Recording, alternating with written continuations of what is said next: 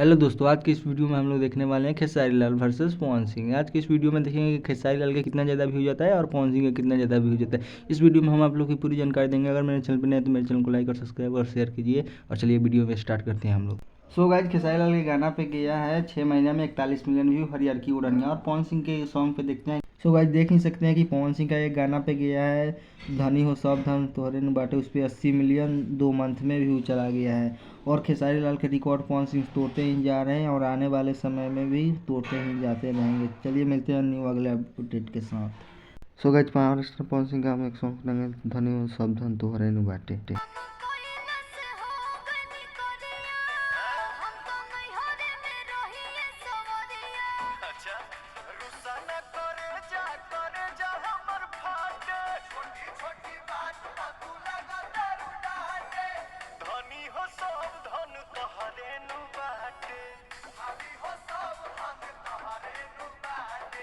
धनी हो सब धन तोहरे नु